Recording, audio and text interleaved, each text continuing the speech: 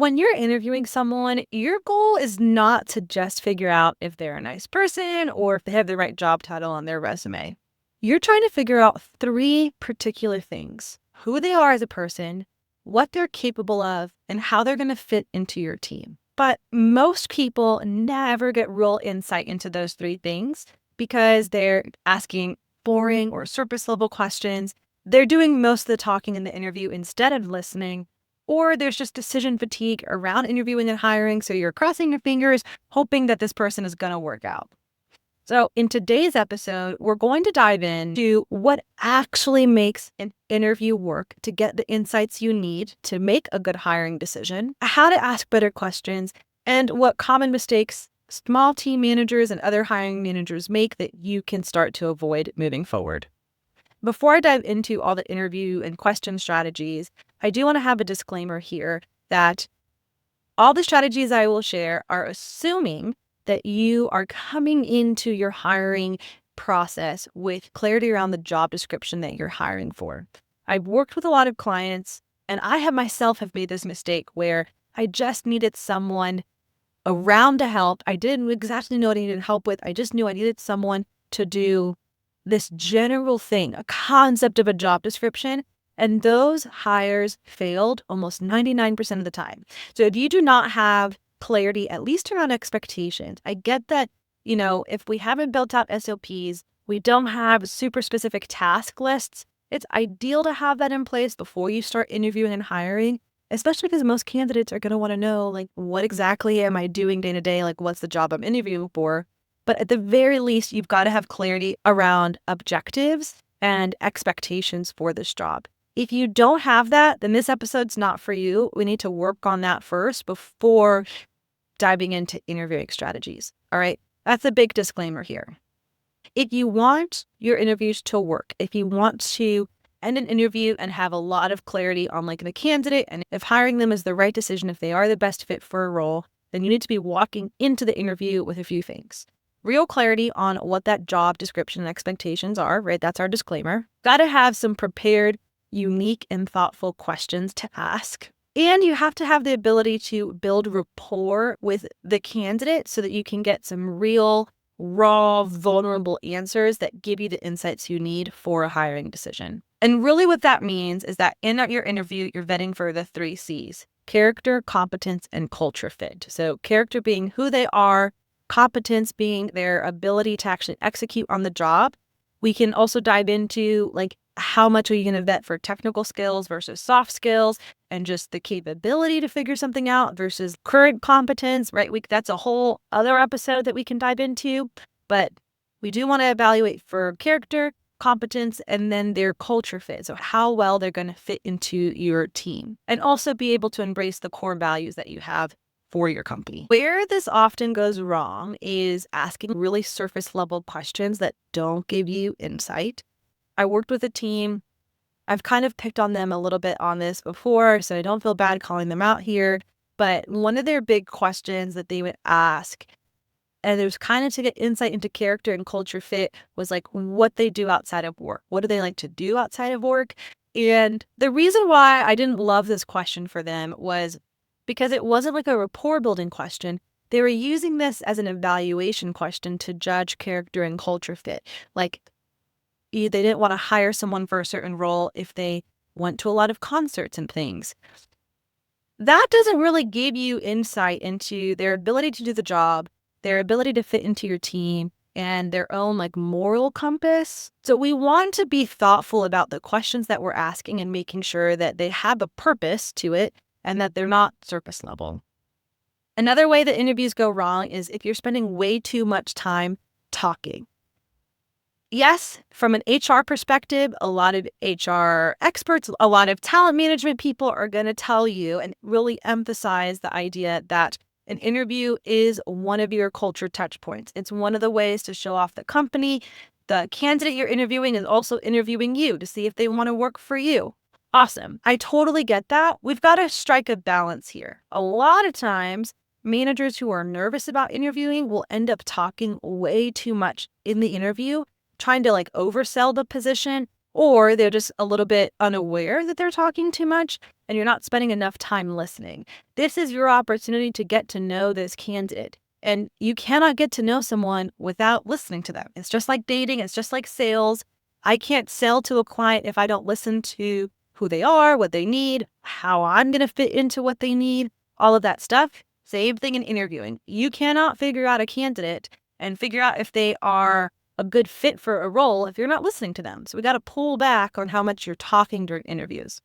Another way that this goes wrong that I called out earlier in the disclaimer, and I just want to continue to emphasize it because it's such an important key part of interviewing and hiring, is really knowing what success looks like for a role.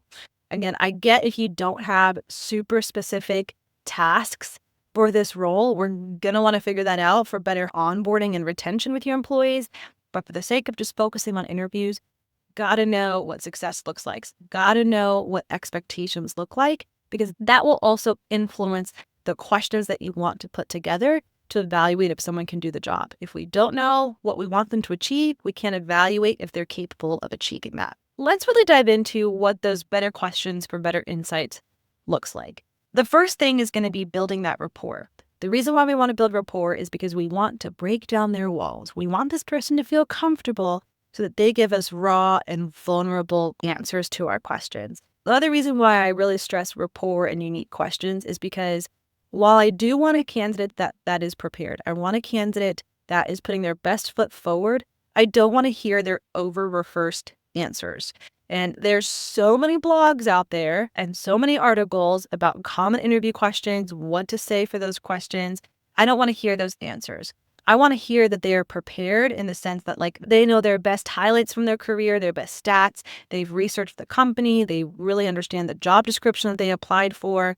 I want that type of preparation, but I don't want the scripted, over-rehearsed answers because that gives me no real insight to this person. I always want to open and sprinkle rapport-building questions throughout an interview.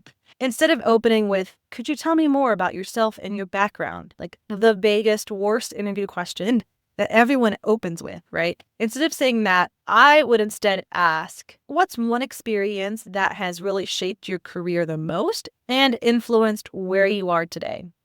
That's going to give me more insight than just a summary of their background, which I can learn from their resume and a questionnaire if I had them fill out a questionnaire between application and interview. And that's a unique question that they're going to have to dig for. They're going to have to give me some kind of unique answer. And that will also give me insight into character and competence. Another example is avoiding the common interview question of, what's one challenge that you faced in your previous role? I've seen that a lot for when you're interviewing managers or more technical roles. I don't like that question. I'd rather ask, what's a moment in your career that made you feel really accomplished? And what did you do to lead up to that moment? That's going to give me insight into how they hold themselves accountable, how they view the contributions of others around them. Probably also going to give me insights into what frustrated them or really what they're looking for in an ideal role without asking, describe your ideal work environment. The answer to that question gives me a lot of insights into character, competence, and culture fit. Now, moving past some of those big rapport questions, we want to dive into some culture or role-specific questions. For this, again, we want to be inspired by your core values and the objectives and expectations of the role. But a common question that we might see across the board here, just for example purposes, is going to be do you prefer working independently or with a team? That's an outdated, just that question. Stop asking that. Instead, I'm going to ask, how do you prefer to communicate and collaborate with a team? That will give me a little bit more honesty around how well they fit in with a team. Another big thing with this is not just asking rapport building questions or those unique specific questions to the company and their role, but we not only want to craft these awesome questions, we also want to understand what we're listening for. When I work with clients on this, I'll prep the questions, and then I'll also list out what you're listening for as far as red flags, green flags, and maybe what's said in between the lines. That doesn't mean that a candidate has to say the exact words that I've written down or that you've kind of figured out for your own flags, but it does mean that we want to hear an answer somewhere along the lines of these things. Just to break it down, those green flags are going to be, hey, this is the best answer. They're going to say something along these lines. Red flags are going to be, oof, if they say something along this, We need to make sure we have a follow-up question to get a little bit more clarity. And if the answer to that follow-up question isn't what we're looking for, then we are concerned about bringing on this candidate. A lot of times people will show you their red flags and we don't trust our intuition. We don't trust that initial judgment because we don't want to be judgy. People show us their red flags in the interview process and we ignore it. So make sure that you understand what red flags look like for the role that you're hiring for and watch out for that in the interview. The last part of this is really understanding what's said in between the lines.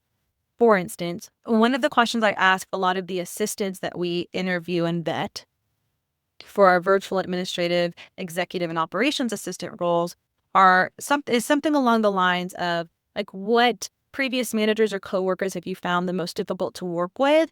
Or like, what about those difficult personalities that annoyed you the most? A big answer that we get is when they talk about micromanagement. Well, a lot of our clients haven't worked with an assistant before, so there's some trust issues around delegation that we always work through in the first few months with our client. So I need to understand, well, what do you mean by micromanagement? Because some clients, they just want a little bit of oversight as that trust builds. And so we will be a little bit more hesitant to bring on assistants that answer that micromanagement question and clarify it in a way that sounds like they really just want to be left alone. Like they are overconfident in their ability to be an assistant and execute on tasks. And they're just like, they just need to trust me. They just need to give it to me and trust that I'll do it. That doesn't work for our clients where we have to slowly build trust over time. And so I'm really listening for what's said in between the lines there, because that tells me that this person, while they might be able to technically execute on the job, they have the competence, they don't have the character fit to work with clients that need a little bit of coaching to build the trust. So we want to understand those red flags and green flags and also know what's said in between the lines here that will help us really evaluate whether or not a candidate is the best fit. I threw out a lot of different examples today. If you want some more examples or just to remember the ones that I threw at you, then I do have a hiring and interviewing playbook. You can just go to the sponsor company for this podcast, auxosbs.com. That's AUXOSVS.com/resource-hub, or just go to that website and go to the resource hub tab. You can get that hiring and interviewing playbook, and it'll walk you through how to get clarity on the job description so that we are walking in with what success looks like in an interview, and then really digging a little bit deeper into rapport building questions, culture fit questions, and figuring out job specific questions and all those green and red flag ideas that I threw at you today. So again, go to AUXOSVS.com, click over to our resource hub tab, and download that playbook for more details on those strategies. And just remember that going into the interview with as much clarity and preparation as you can will help you not be swayed by the charismatic candidates, the ones that just make you feel good, but it will help you make the best hiring decision so that you're not crossing your fingers, hoping someone will work out. You are super confident that they are the best fit for the job that you're hiring for. All right, we'll catch you next time on Strategy, Solutions, and Sanity.